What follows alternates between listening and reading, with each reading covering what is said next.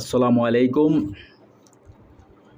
সুপ্রিয় প্রবাসী বন্ধুরা, আপনারা যেখান থেকে আমার ভিডিওটা এই মুহূর্তে প্লে করছেন, সবাইকে আমার শুভ স্বাগতম জানিয়ে আজকে শুরু করছি। নিশ্চয়ই আপনারা যেখান থেকে আমাকে দেখছেন সবাই ভালো আছেন। আমি আজকে আপনাদের দেখানোর চেষ্টা করব, এটা হচ্ছে ওমান। আপনারা জানেন বিশ্বের একটা সৌন্দর্য এবং শান্তিময় দেশ হচ্ছে ওমান। সেই ওমানের আজকের এই ভিডিওটা আপনাদের জন্য উপহার হিসেবে দিলাম।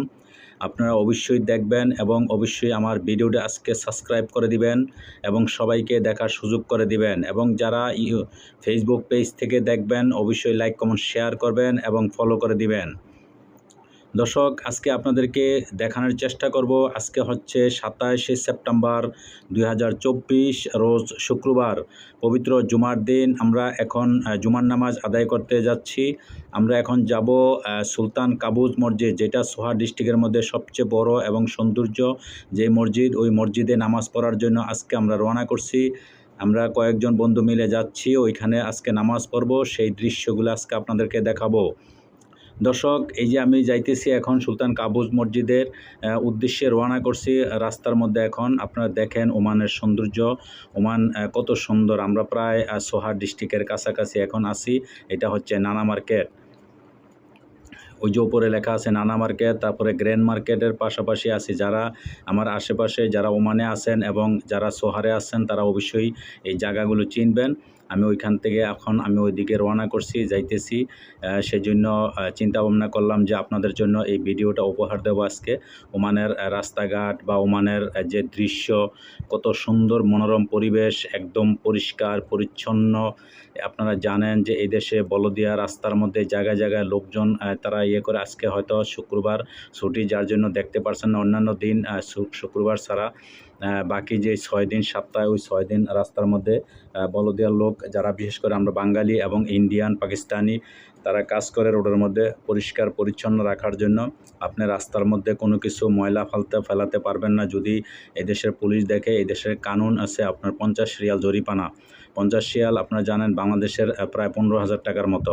আপনি একটা কাগজের টুকরাও যদি রাস্তায় ফালান, বা আপনি থুতু ফেলেন, অথবা যে কোনো ময়লা আবর্জনা আপনি রাস্তার মধ্যে ফালাইলেন, যদি এরকম কেউ দেখে, ওমানিরা তো এগুলো করেই না। যদি খারিজি কেউই, আমরা যদি কেউই ফালাই, ওমানিরা দেখলো এটা খারাপ কিছু না বললো, তারা মনে মনে তারা ঘৃণা করে।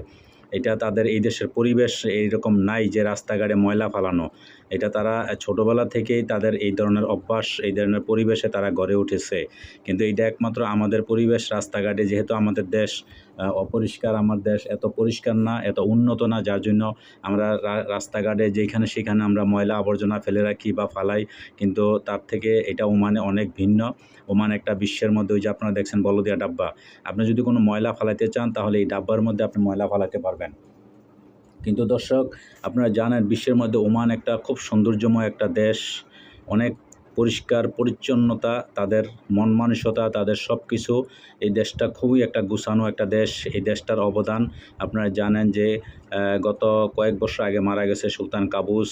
তিনি দীর্ঘ 24-25 বছর পর্যন্ত দেশ শাসন করছিলেন, এবং তিনি তার হাতেই এই ওমান গড়া। ওমান খুব সুন্দরভাবে তিনি খুব অনেক ত্যাগ, অনেক কিছু বিনিময়ে তিনি এই দেশটা স্বাধীন করেছেন। স্বাধীন করার পরে তার পিতা সুলতান তৈমুর রহমান যখন প্রেসিডেন্ট ছিলেন, আপনারা জানেন উনি একজন স্বৈর শাসক, একজন জালিম শাসক হিসেবে পরিচিত ছিলেন। তিনি অনেক মানুষের অত্যাচারী শাসক হিসেবে ছিলেন। তিনি অনেক মানুষকে অত্যাচার করতেন, যার জন্য বিদেশি সহযোগিতা নিয়ে তারই সন্তান সুলতান কাবুস ওর পিতাকে হত্যা করে তারপরে তিনি ক্ষমতা দখল করেন। ক্ষমতা দখল করার পরে কিন্তু দেশের জনগণ খুব শান্তিতে ছিল। দেশ খুব, ওমান একটা বিশ্বের কাছে একটা পরিচিতি হিসাবে এই দেশটা তৈরি করেছেন। অনেক সুন্দর একটা দেশ তিনি বানাইছেন, তার হাতে গড়া এই দেশ। কিন্তু কয়েক বছর আগে তিনি মারা গেছেন। মারা যাওয়ার পর থেকে তারই চাচাতো ভাই সুলতান হাইতাম বর্তমানে দেশের সুলতান, উনি দেশ শাসন করতেছেন এখন। কিন্তু উনি একটু কঠিনভাবে দেশটা শাসন করতেছেন বর্তমানে। আগে যেরকম ওমানের একটা বিলাসিতা ছিল, বা বিভিন্ন রকমের সুযোগ সুবিধা, বিভিন্ন রকমের ভাতা, টাকা পয়সা, যেটা সুযোগ সুবিধা সরকারিভাবে যেটা দিত, কিন্তু ওই সুবিধাটা বর্তমান সরকার দেয় না।